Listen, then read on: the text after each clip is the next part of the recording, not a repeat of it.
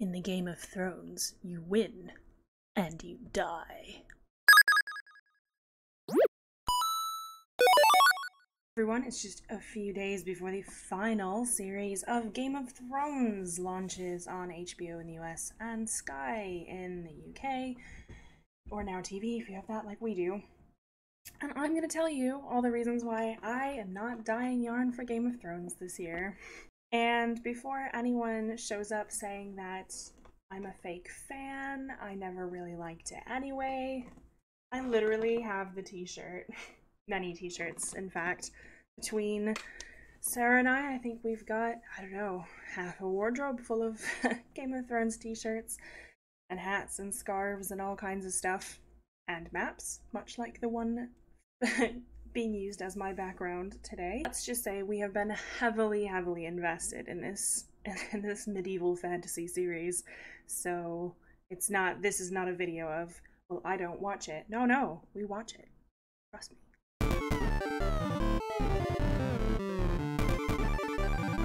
The number one that I'm not dyeing Game of Thrones yarns for the final season is that I did it already. I've done 6 Game of Thrones shades of yarn. I did one for Stark, Winter is Coming. I had one for Brienne of Tarth, the Tyrells, the Martells, the Targaryens, and I also have an ice dragon on an alpaca chunky. I mean, it's good, it's fine, it's fun, right? And then you start to consider that, like, that was a few years ago that I did these yarns. The Martell one's a bit more recent. Most of those houses aren't super viable anymore, which is a little bit yikes. Rid of a lot of my favorite players. I mean, Bran's not a house, but, you know, she's a person. She was the only one that was more like the character rather than like the house and the banners and everything. I've done it already, so, you know, closed book. It's pretty rare that I return to the same fandom more than once. There's so many to cover. I did return to Game of Thrones a bit when I did the Martell one, but you know, like, did it. Been there, done that. Got the t-shirt, and the mug, and the hat, and the scarf, and the other merch, and the Funko Pop figures. And yeah.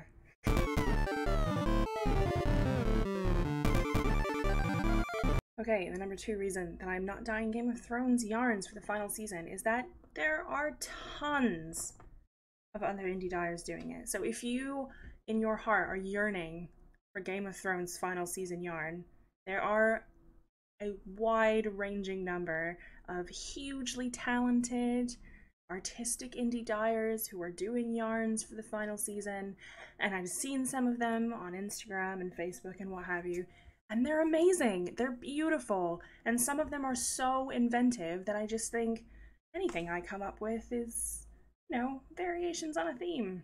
You know, they've already got amazing, gorgeous yarns. This isn't saying that if you're an indie dyer who wants to do Game of Thrones yarns that you shouldn't. Do it, definitely. If you have something like new that you want to bring or that you want to express, great. But like I said in reason number 1, I've already done it. So I've already kind of done what I wanted to do. So anything else would just feel kind of like a cash grab. Indie dyers have so much cash. But I'm just saying that there's tons and tons and tons of indie dyers that are doing really amazing Game of Thrones final season yarns. So if you have a burning desire in your heart that you really need it, great. There's tons of gorgeous yarn out there. You should go buy it right now. Well, finish watching my video and then you should go buy it. If you're an indie dyer who is selling Game of Thrones yarns, feel free to drop your link to your website in the comments. I won't get mad. It's fine. Great. I'm telling people to go buy your yarn, so you might as well just, like, tell them. Tell them where they can get it.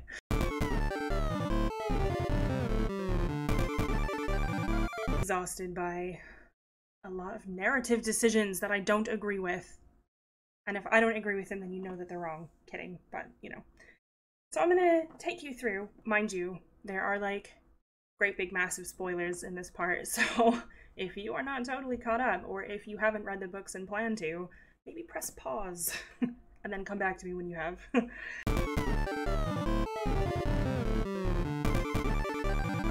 So the number one thing, I guess probably like the biggest reason why I decided not to do Game of Thrones yarns. So I'm gonna tell you a few things that they've done that I didn't super agree with. Shame. Shame. So first off, these aren't in any like narrative order. I've just like scribbled down some stuff here. So the whole like the whole Sand Snakes thing. So the Martells, Oberyn Martell's daughters and his paramour. You know, in the books, they're like, we're gonna enact this super political, really smart, sort of sabotagey way of messing with the Lannisters by crowning Myrcella, so Cersei's daughter Myrcella, by crowning Myrcella queen of the Seven Kingdoms, because in Dorne, this was after Joffrey got offed, because in Dorne they don't have the whole like male female have to be a boy to inherit the kingdom thing. They're kind of like, yeah, you know, it doesn't matter. And so as she was the next oldest, they were like, well, surely she should be queen. So they had this like really smart political plot of crowning her queen, and then what would the Lannisters do then? And in the show, they were like, let's poison her. Let's just kill her. And then she was dead. We got like 2 or 3 episodes with poor old Myrcella, and then, yep, kiss of death, literally. Literal kiss of death, and then like a really heavy-handed scene with Jaime on the ship back to back to Westeros. Not back to Westeros, back to King's Landing. Come on, like, I get that there's a lot that they have to fit into episodes. I get it. But you're telling me that this weird overwrought kiss of death thing was gonna take that much less time than a slightly smarter, more interesting track? I'm just saying, it was way cooler in the books, and I remember in the books when I was reading it, I was like, that is smart. That is a cool move. Nope, not in the show. Kiss of death. Okay. So the whole Sansa being married to Ramsay Snow, then, you know, Bolton became legitimized. It's not Sansa in the books. It's some other girl that they say is Sansa, but it's not actually Sansa. And it just kind of felt like, oh, let's have Sansa endure even more horror and torment. It just kind of felt like, can we like let her catch a break?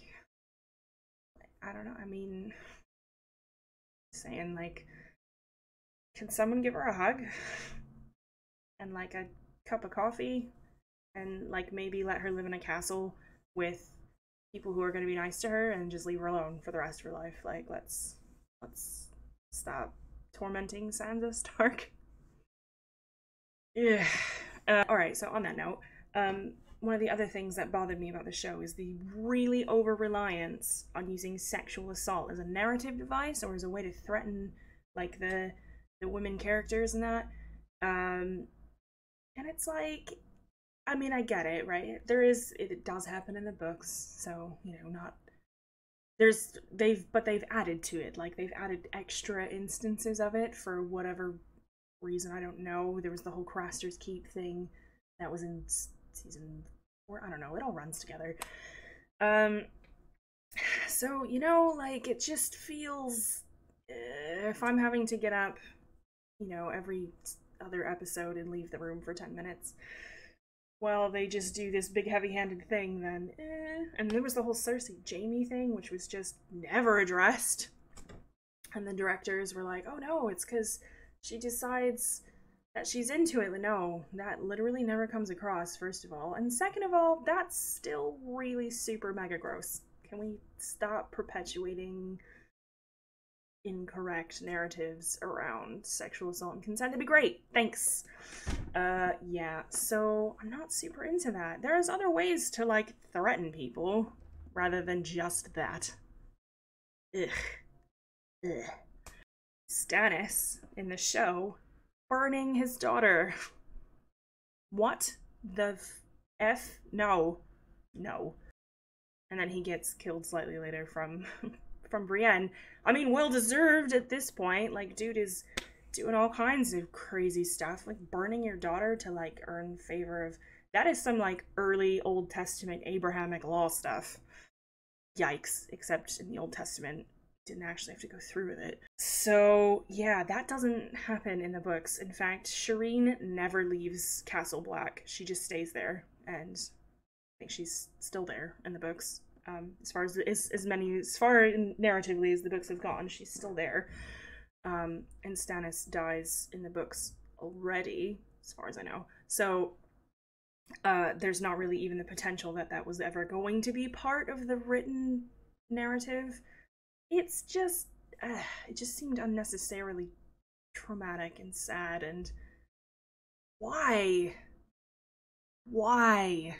Okay, so the final thing on my I'm exhausted by Game of Thrones list, which is why I'm not dyeing yarns for the final season, that's a catchy title for this video, is Lady Stoneheart.